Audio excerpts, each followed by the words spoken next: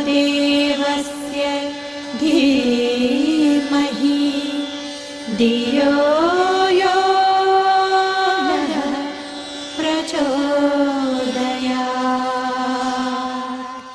मित्रों, जादू किसे कहते हैं? जरा सी मिट्टी हाथ पहले 3 बार लकड़ी फिराई, फूंक मार दी, रुपया बन गया।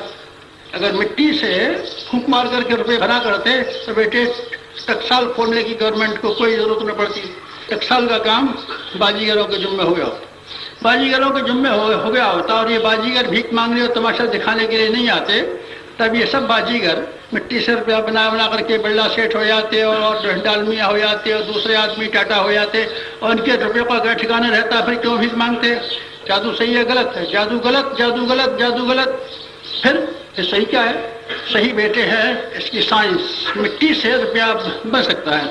कैसे बन सकता है? मिट्टी से आप बनाइए ईंटें बना करके बाजार में बेच दीजिए, पैसा कमा लाइए। मिट्टी में मशक्कत कीजिए, मिट्टी में बीज बोइए, मिट्टी में बगीचा लगाइए, मिट्टी में खेती कीजिए और मिट्टी में से रुपये कमा लीजिए। मिट्टी में से रुपया कमाया जाता है साइंटिफिक ढंग से। और मित्रों, अध्यात्म साइंटिफिक है, मैजिक नहीं है, जैसे कि आपने और आम लोगों ने समझ रखा है। मैजिक माला घुमाइए पैसा कमाइए, माला घुमाने से पैसा कमाया गया होता तो माला बेचने वाले 1 लाख रुपए को माला बेचते।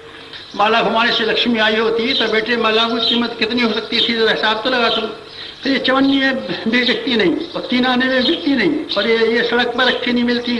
फिर ये बेटे किसी सेफों में रखी रहती है और जौहरियों के डिब्बों में रखी रहती है, तिजोरियों में रखी रहती माला। समझता भी नहीं है, इतना भी नहीं समझता। अरे मूर्ख, इतना भी नहीं समझता, बात तो समझ।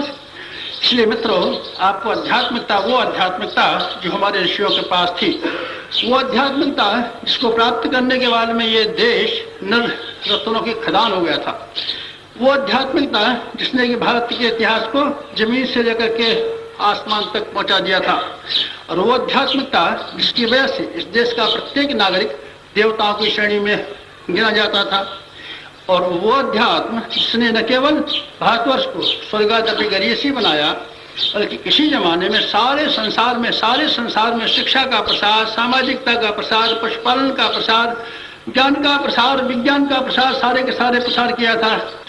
हिंदुस्तान के लोगों ने सारे संसार को किस तरीके से अपनी क्षमता के द्वारा, प्रतिभा के द्वारा, अपनी क्रिया शक्ति के द्वारा सशक्त बना दिया था। लोगों को हुकूमत करना नहीं आता था, शासन करना नहीं आता था।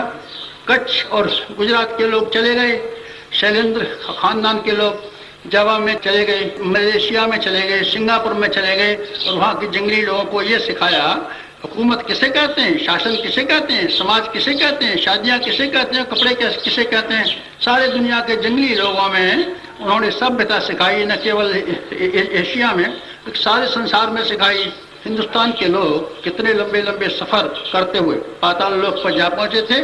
न केवल पाताल लोक पर, बल्कि सारे यूरोप पर छाए हुए थे और अफ्रीका पर छाए हुए थे। अफ्रीका में पिरामिड जो बने हुए हैं, पिरामिडों की जो खुदाई हुई है, पिरामिडों के भीतर जो चीजें पाई गई है, इससे ये मालूम पड़ता है ये हिंदू लोग थे। हिंदुओं के तरीके गाय की प्रतिमा पाई गई है और चीजें पाई गई हैं, इतना ढेरों निशान पाए गए हैं, जिससे मालूम पड़ता है कि अफ्रीका में किसी जमाने में हिंदू धर्म छाया हुआ था। सारी दुनिया में लोग छा गए थे, सारी दुनिया को ले जाने क्या से क्या कर रहे थे देवता लोग। देवता लोग कौन से? जो हिंदुस्तान के नागरिक। देव की क्या विशेषता होती है? वही विशेषता जो मैं भी अभी आप सामने निवेदन कर रहा था, उनकी विचारणाएं देवतुल्य, देवगुण कैसे होती हैं ऐसी विचारणाएं बेटे। उस अध्यात्म से जिसकी हम उपासना करना चाहते हैं, जिसका हम फिर से अवतरण करना चाहते हैं, जिसको हम फिर जागृत करना चाहते हैं, जिसको हम फिर जीवंत करना चाहते हैं, और जिसकी निष्ठा और श्रद्धा और विश्वास जन जन के अंतःकरण में जमाना चाहते हैं।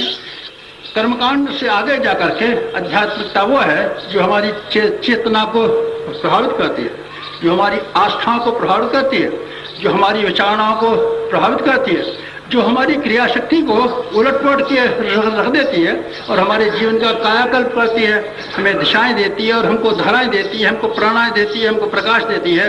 वो है आध्यात्मिकता का प्राण। और ये इसका कलेवर कौन सा है? जो आपने मुद्दतों से पहले सीख रखा है, मुद्दतों से पहले जानते हैं और जिनको आप करते भी हैं और काम में भी लाते हैं, लेकिन प्राण रहित, जीवन रहित, आस्था रहित और केवल निर्जीव उपासना करते रहते हैं। निर्जीव उपासना से क्या मिलने वाला है? मिट्टी का अध्यात्म जो कर्मकांडों तक सीमित है।